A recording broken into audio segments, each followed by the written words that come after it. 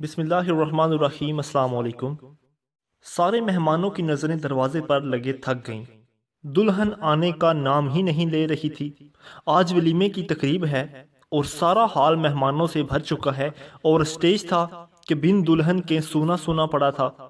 خاصی تاخیر کے بعد جب دلہن اسٹیج پر آئیں تو میں نے ان کی نند سے وجہ پوچھی کہ اتنی تاخیر کیوں ہو گئی، کیونکہ سردی لمحہ بالمحہ بڑھتی جا رہی تھی اور درجہ حرارت 8 ڈگری سینٹی گریڈ تھا۔ چھوٹے بچوں کی مائیں بچوں کو سنبھال کر تھک گئی تھیں۔ نند نے جواب دیا کہ اس نے قلم اٹھانے پر مجھے مجبور کر دیا۔ وہ رساں سے بولی، بھابی کا فوٹو سیشن چل رہا تھا نا، بس اسی نے طول پکڑ لیا۔ اچھا تو بھائی بھابی اس میں مصروف تھے؟ میں نے سوال کیا تو وہ بولی، نہیں نہیں، صرف بھابی تھیں، بھائی تو سب سے پہلے ہال میں پہنچ گئے تھے، کیونکہ ابو جان نے کہا تھا کہ انہیں مہمانوں کو ریسیو کرنا ہے۔ وہ 20 یا 22 برس کی لڑکی جو خود بھی انتہائی خوبصورت لگ رہی تھی، دلہن کو سٹیج کے حوالے کر کے اپنی دوستوں میں گھل مل گئی۔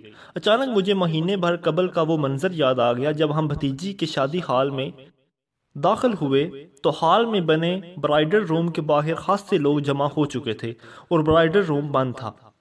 جب وجہ معلوم کی تو پتہ چلا کہ اس وقت فوٹو سیشن ہو رہا ہے اور مووی بنانے والے دونوں نوجوانوں نے سب کو کمرے سے باہر نکال دیا کہ وہ مداخلت میں کام نہیں کر سکتے۔ میں تو سر تپا لرز کر رہ گئی، اور جب کمرہ کھلنے پر میں دیگر لوگوں کے ساتھ دلہن کو دیکھنے کی خواہش میں لپک کر کمرے میں داخل ہوئی، وہ انتہائی نروس اور پریشان تھی۔ میرے استفسار پر آنسو روکتے ہوئے بولی کہ وہ مستقل اٹھاتے بٹھاتے رہے، حتیٰ کہ خود شانے پر ہاتھ رکھ کر ہدایت دیتے رہے کہ اتنی مہنگی تصاویر اور مووی میں آپ تعاون نہیں کر رہی ہیں۔ ہم سب نے بمشکل اسے نارمل کیا اور واضح رہے کہ یہ شرفاء کے گھرانوں کی تصاویریں ہیں۔ پچھلے ہفتے ماموں کے ہاں گئی حج کی مبارکباد دینے تو ان کی بیٹی نے بھائی کی شادی کی کئی کلو وزنی البمز اور مووی لا کر رکھ دیں کہ باقی سب تو گھر پر منگوا کر دیکھ چکے، مووی بھی سب کے گھر ہو کر آ گئی، آپ نے دلچسپی ہی نہیں لی، اب یہ لیجئے یہ تصاویر دیکھ لیں۔ میں نے ایک دو صفحے اس کے شکوے پر دل رکھنے کے لیے پلٹ لیے۔ یہ بظاہر کوئی ایسی بات تو نہیں جو آپ کے لیے نہیں ہو، آپ سب کی نظر سے بھی وہ ویڈیوز اور البمز بار بار گزری ہوں گی، اور یہ معاشرے کے گھر گھر کی کہانی ہے۔ وہ فوٹوز اور ویڈیوز جو ماں اور باپ بھی دیکھتے ہیں اور نانا نانی ماموں خالہ سب دیکھتے ہیں۔ بھرے پڑے خاندانوں میں کسی ایک کو بھی خیال نہیں آتا کہ دیکھا دیکھی ہم کس تباہی کے گڑھے کی طرف بڑھ رہے ہیں۔ یہ اندھی تقلید ہمیں کس اندھیری گلی میں کھڑا کر چکی ہے۔ جو کچھ میڈیا پیش کر رہا ہے، اداکارائیں انڈیا میں جا کر پیش کر رہی ہیں، وہ معاشرے کا خاص طبقہ ہے، لیکن اس کا اثر نفوذ اس درجے میں کہ معاشرے کا ایک حیادار باعزت گھرانہ بھی اپنی بہو بیٹیوں کو یوں ہی اغیار کے لیے پیش کر دیتے ہیں۔ بیوٹی پارلر سے تیار ہو کر جب جوبن ہوتا ہے اور دلہن بے پردہ حال میں داخل ہوتی ہے اور پھر اسٹیج پر پہنچتے ہی اسٹیج فوٹوگرافرز کے نظرے میں آ جاتا ہے، جو کیمرے کی آنکھ سے اپنے شیطانی جذبوں کی تسکین پروفیشن کے نام پر کرتے ہیں، میری طرح آپ کو بھی ایسی سینکڑوں تقریبات میں شرکت کا موقع ملا ہوگا جہاں ہزاروں شرکاء میں کسی کو بھی یہ خیال نہیں آتا ہوگا کہ اگر یہ دن ایک بار آتا ہے تو کیا اس لیے آتا ہے کہ اپنے گھر کی عزت اور معصوم اور پاکیزہ وجود کو جو ہمیشہ سے زیادہ خوبصورت لگ رہی ہو، یوں بنا سنوار کے نظروں کی ہوس کی تسکین کا سامان کریں اغیار کی۔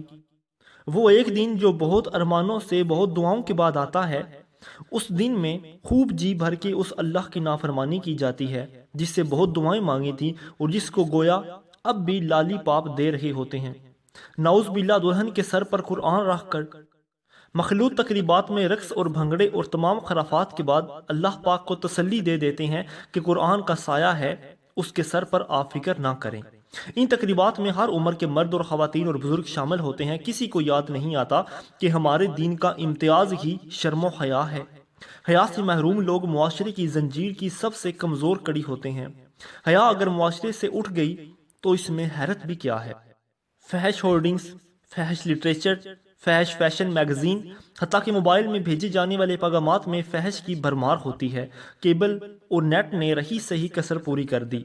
ایسے میں تصور حیا کو مزاج کا حصہ بنانا دشوار کہ اس ذمہ داری کو نہ والدین پورا کرتے ہیں، نہ ہی اساتذہ یہ ذمہ داری نبھانے پر آمادہ ہوتے ہیں۔ جہاں کپڑوں کی نمائش اور ماڈل گرلز کی مسکراہٹیں حسن اور چیزوں کی قیمت کا تعین کرتی ہیں، فحش مذاق شخصیتوں کا حصہ بن جاتے ہیں، بے حیائی کے مناظر لطف کا ذریعہ بن جاتے ہیں، تب ہم اخبارات میں چھپنے والی ان خبروں پر اظہار افسوس کرتے رہ جاتے ہیں کہ درندہ صفت لوگ چھوٹی بچیوں کو ہوس کا نشانہ بنا کر قتل کر دیتے ہیں۔ ٹی وی ہو یا انٹرنیٹ یا موبائل فون کے جو موجد تھے، ان اقوام نے اسے اپنی ترقی کے لیے بھی استعمال کیا، لیکن ٹیکنالوجی کی یہ ترقی ہمارے لیے وجہ خسران ہی ثابت ہوئی ہے۔ موبائل فون ہو یا انٹرنیٹ، مغرب کا تصور پرائیویسی اس کی بنیادی شرط ہے، جو در حقیقت دلدل کا پہلا قدم ہے۔ والدین نے ان خطرناک اژدہوں کے ساتھ اپنی اولاد کو تنہا چھوڑ دیا ہے۔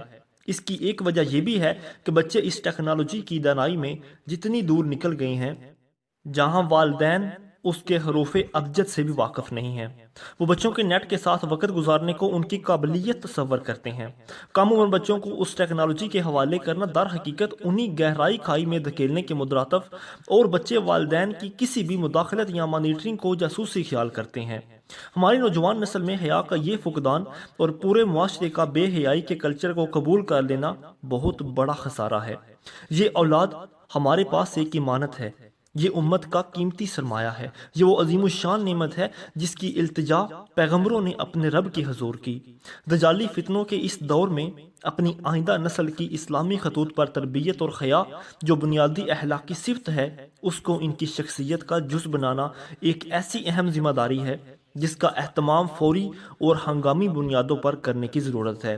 اگر حیا کا عنصر من حیث القوم ہم سے چھن گیا تو اس گراں قدر سرمائے سے محرومی ہمارے لیے دونوں جہاں کا خسارہ ہے۔ در حقیقت اس وقت اپنے جی کی چاہ پوری کر رہے ہیں، کیونکہ نبی پاک صلی اللہ علیہ وآلہ وسلم نے فرمایا، جب تم حیا نہ کرو تو جو جی چاہے کرو۔ اللہ پاک عز و جل امت مسلمہ کو ہدایت دے، آمین بجاہ نبی الامین۔ مزید اچھی ویڈیوز کے لیے ہمارے چینل کو سبسکرائب کیجیے۔ بسم اللہ الرحمن